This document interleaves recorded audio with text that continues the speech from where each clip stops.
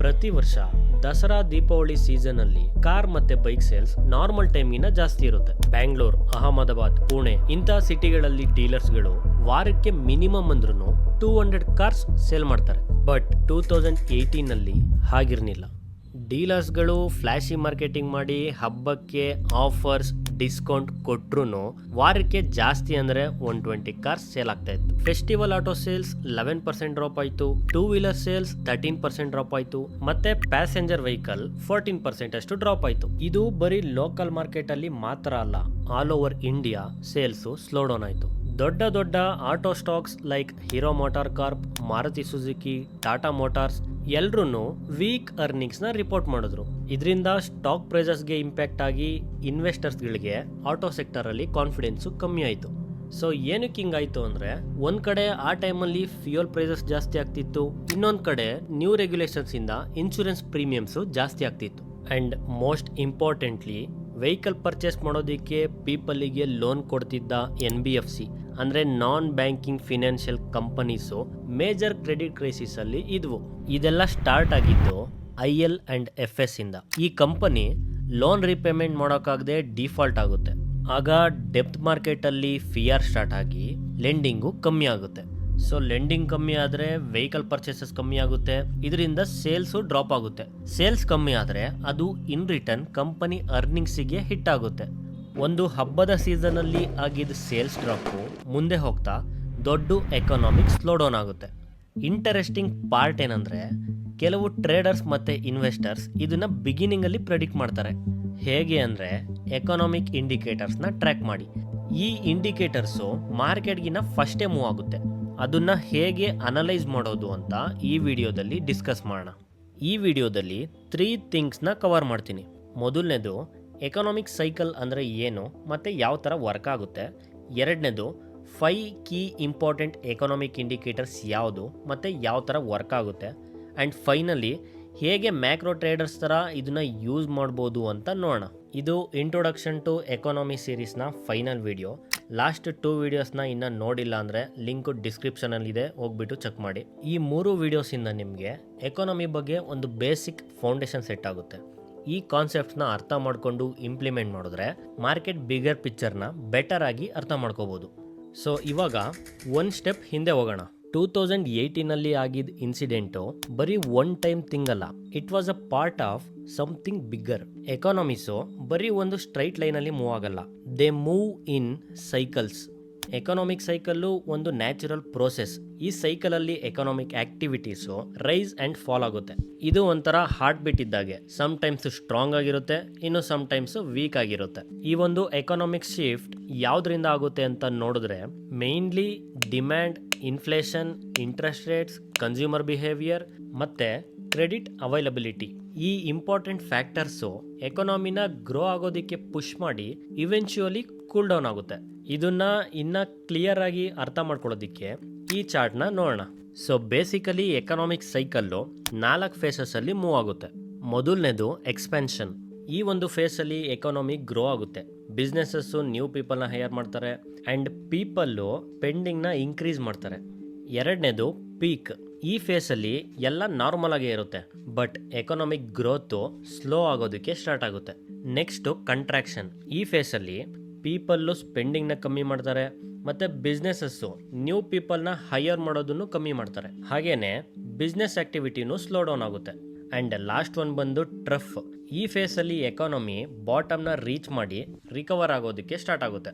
ಈ ಸೈಕಲ್ ಇದೇ ಥರ ಪ್ರತಿ ಒಂದು ಎಕಾನಮೀಸಲ್ಲೂ ರಿಪೀಟ್ ಆಗ್ತಾ ಇರುತ್ತೆ.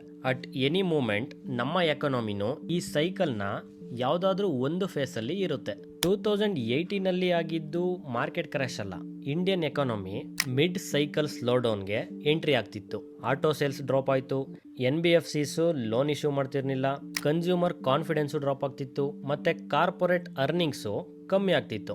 ಆಗ ನ್ಯೂಸ್ ಚಾನಲ್ಗಳು ರಿಪೋರ್ಟ್ ಮಾಡೋಕ್ಕಿಂತ ಮುಂಚೆನೆ ಮಾರ್ಕೆಟು ಈ ಫ್ಯಾಕ್ಟರ್ಸ್ಗಳಿಗೆ ರಿಯಾಕ್ಟ್ ಮಾಡೋದಕ್ಕೆ ಸ್ಟಾರ್ಟ್ ಆಯಿತು. ಸೊ ಎಕನಾಮಿಕ್ ಸೈಕಲ್ ಅಂದರೆ ಏನು ಅಂತ ಗೊತ್ತಾಯಿತು. ಬಟ್ ನಾವಿವಾಗ ಯಾವ ಫೇಸಲ್ಲಿ ಇದ್ದೀವಿ ಅಂತ ಹೇಗೆ ತಿಳ್ಕೊಳ್ಳೋದು? ಇದನ್ನ ತಿಳ್ಕೊಳ್ಳೋದಕ್ಕೆ ನಾವು ಎಕನಾಮಿಕ್ ಇಂಡಿಕೇಟರ್ಸ್ನ ನೋಡಬೇಕು. ಈ ಇಂಡಿಕೇಟರ್ಸು ಅರ್ಲಿ ಸೈನ್ಸ್ ಇದ್ದಾಗ ಈ ನಂಬರ್ಸ್ ನಮಗೆ ಎಕಾನಮಿಲಿ ಆಕ್ಚುಲ್ ಆಗಿ ಏನಾಗ್ತಾ ಇದೆ ಅಂತ ತಿಳಿಸುತ್ತೆ. ಗೂಗಲಲ್ಲಿ ನೀವು ಎಕನಾಮಿಕ್ ಇಂಡಿಕೇಟರ್ಸ್ ಅಂತ ಸರ್ಚ್ ಮಾಡಿದ್ರೆ ಒಂದು 100 ಟೈಪ್ಸ್ ಇಂಡಿಕೇಟರ್ ಸಿಗುತ್ತೆ. But as a macro trader or investor ನಾವು ಬಿಗ್ಗರ್ ಪಿಕ್ಚರ್ನ ಅರ್ಥ ಮಾಡ್ಕೊಳ್ಳೋದಕ್ಕೆ ಕೆಲವು ಹ್ಯಾಂಡ್ಫುಲ್ ಆಫ್ ಇಂಡಿಕೇಟರ್ಸ್ನ ಟ್ರ್ಯಾಕ್ ಮಾಡಿದ್ರೆ ಸಾಕು. ಅದರಲ್ಲಿ 5 ಇಂಪಾರ್ಟೆಂಟ್ ಇಂಡಿಕೇಟರ್ಸ್ನ ಇಲ್ಲಿ ಎಕ್ಸ್ಪ್ಲೈನ್ ಮಾಡ್ತೀನಿ. ಮೊದಲನೇದು interest rates. Central banks interest ರೇಟ್ಸ್ನ ಸೆಟ್ ಮಾಡ್ತಾರೆ. ಇದರಿಂದ ಮನಿ ಬಾರೋಯಿಂಗು ಚೀಪಾ ಅಥವಾ ಎಕ್ಸ್ಪೆನ್ಸಿವಾ ಅನ್ನೋದು ಗೊತ್ತಾಗುತ್ತೆ. ಇಂಟ್ರೆಸ್ಟ್ ರೇಟ್ಸ್ ಕಮ್ಮಿ ಇದ್ರೆ ಮನಿ ಬಾರೋಯಿಂಗು ಚೀಪ್ ಆಗುತ್ತೆ. ಪೀಪಲ್ ಮತ್ತೆ ಬಿಸ್ನೆಸಸ್ಸು ಮನಿನ ಬಾರೋ ಮಾಡಿ ಸ್ಪೆಂಡ್ ಮಾಡ್ತಾರೆ. ಇದರಿಂದ ಎಕಾನಮಿ ಗ್ರೋ ಆಗುತ್ತೆ. ಅದೇ ಏನಾದರೂ ಇಂಟ್ರೆಸ್ಟ್ ರೇಟ್ಸ್ ಹೈ ಇದ್ರೆ ಮನಿ ಬಾರೋಯಿಂಗು ಎಕ್ಸ್ಪೆನ್ಸಿವ್ ಆಗುತ್ತೆ. ಇದರಿಂದ ಸ್ಪೆಂಡಿಂಗ್ ಕಮ್ಮಿಯಾಗಿ ಎಕಾನಮಿಕ್ ಗ್ರೋತು ಸ್ಲೋ ಡೌನ್ ಆಗುತ್ತೆ. ಸೊ ಎಕಾನಮಿ ಯಾವ ಡೈರೆಕ್ಷನಲ್ಲಿ ಹೋಗ್ತಾ ಇದೆ ಅಂತ ನೋಡೋದಕ್ಕೆ ಇಂಟ್ರೆಸ್ಟ್ ರೇಟು ಫಸ್ಟ್ ಸಿಗ್ನಲ್ ಆಗಿರುತ್ತೆ. ಎರಡನೇದು ಇನ್ಫ್ಲೇಷನ್. ಇನ್ಫ್ಲೇಷನ್ ಇಂದ ನಮಗೆ prices of goods and services ಎಷ್ಟು ಫಾಸ್ಟ್ ಆಗಿ ರೈಸ್ ಆಗ್ತಾ ಇದೆ ಅನ್ನೋದು ಗೊತ್ತಾಗುತ್ತೆ. CPI ಕನ್ಸ್ಯೂಮರ್ ಸೈಡ್ ಇನ್ಫ್ಲೇಷನ್ನ ಟ್ರ್ಯಾಕ್ ಮಾಡುತ್ತೆ. ಮತ್ತು PPI ಪ್ರೊಡ್ಯೂಸರ್ ಸೈಡ್ ಇನ್ಫ್ಲೇಷನ್ನ ಟ್ರ್ಯಾಕ್ ಮಾಡುತ್ತೆ. ಇನ್ಫ್ಲೇಷನ್ ಏನಾದರೂ ಫಾಸ್ಟ್ ಆಗಿ ರೈಸ್ ಆದರೆ ಸೆಂಟ್ರಲ್ ಬ್ಯಾಂಕ್ಸ್ ಎಕಾನಮಿನ ಕೂಲ್ ಮಾಡೋದಕ್ಕೆ ಇಂಟ್ರೆಸ್ಟ್ ರೇಟ್ಸ್ನ ಜಾಸ್ತಿ ಮಾಡ್ತಾರೆ. ಅದೇ ಏನಾದರೂ ಇನ್ಫ್ಲೇಷನ್ ತುಂಬ ಸ್ಲೋ ಆದರೆ ವೀಕ್ ಡಿಮ್ಯಾಂಡ್ ಮತ್ತು ಎಕಾನಮಿಕ್ ಸ್ಲೋ ಡೌನ್ನ ಸಿಗ್ನಲ್ ಮಾಡುತ್ತೆ. ಇನ್ಫ್ಲೇಷನ್ ಇಂದ ನಮಗೆ ಎಕಾನಮಿ ಓವರ್ ಹೀಟ್ ಆಗಿದೆಯಾ ಅಥವಾ ಮೊಮೆಂಟಮ್ ಲೂಸ್ ಮಾಡಿ ಸ್ಲೋ ಡೌನ್ ಆಗ್ತಾ ಇದೆಯಾ ಅಂತ ಗೊತ್ತಾಗುತ್ತೆ. ಮೂರನೇದು ಅನ್ಎಂಪ್ಲಾಯ್ಮೆಂಟ್ ರೇಟ್.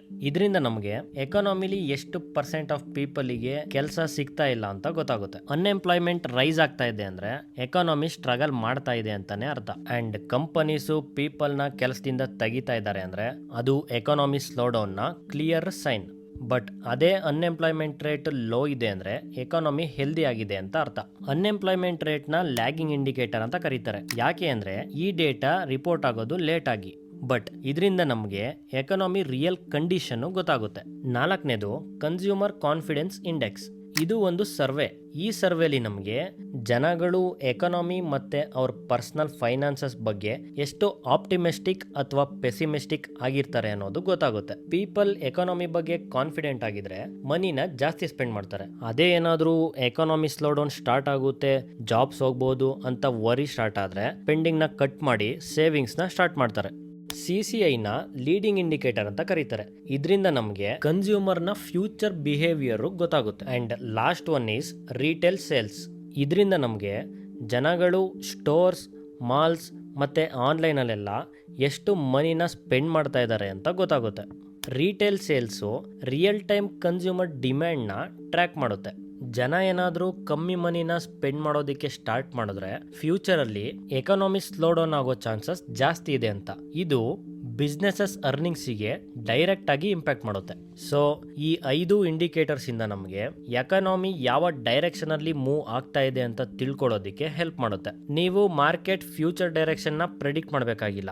ಜಸ್ಟ್ ಈ ಸಿಗ್ನಲ್ ನ ಅರ್ಥ ಮಾಡ್ಕೊಂಡ್ರೆ ಮಾರ್ಕೆಟ್ ಯಾವ ಡೈರೆಕ್ಷನ್ ಅಲ್ಲಿ ಮೂವ್ ಆಗ್ಬೋದು ಅಂತ ಅರ್ಥ ಆಗುತ್ತೆ.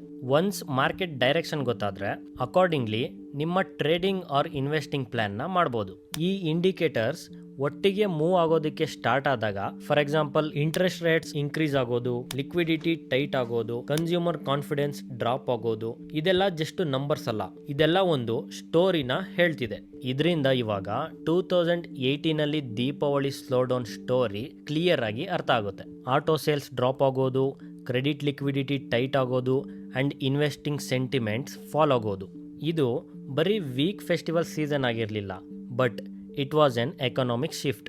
ಎಕಾನಮಿ ಪೀಕ್ನ ರೀಚ್ ಆಗಿ ಕೂಲ್ ಆಗೋದಕ್ಕೆ ಸ್ಟಾರ್ಟ್ ಆಗಿತ್ತು. ಆ್ಯಂಡ್ ಈ ಸಿಗ್ನಲ್ನ ಟ್ರ್ಯಾಕ್ ಮಾಡ್ತಿದ್ದ ಟ್ರೇಡರ್ಸ್ಗಳು ಅವ್ರ ಟ್ರೇಡ್ಸ್ನ ಮಾರ್ಕೆಟ್ ಕಂಡೀಷನ್ಗೆ ರೀಸ್ಟ್ರಕ್ಚರ್ ಮಾಡ್ಕೋತಿದ್ರು. ಆಟೋ ಸ್ಟಾಕ್ಸ್ ಡ್ರಾಪ್ ಆಗೋದಕ್ಕೆ ಸ್ಟಾರ್ಟ್ ಆಯಿತು. NBFC ಲೈಕ್ DHFL ಮತ್ತು ಯೆಸ್ ಬ್ಯಾಂಕ್ ಕೂಡ ಫಾಲೋ ಆಗೋದಕ್ಕೆ ಸ್ಟಾರ್ಟ್ ಆಯಿತು. ಬಿಟ್ವೀನ್ ಆಗಸ್ಟ್ 2018 ಮತ್ತು September 2019 Nifty auto stocks almost 25% ಅಷ್ಟು ಡ್ರಾಪ್ ಆಯಿತು.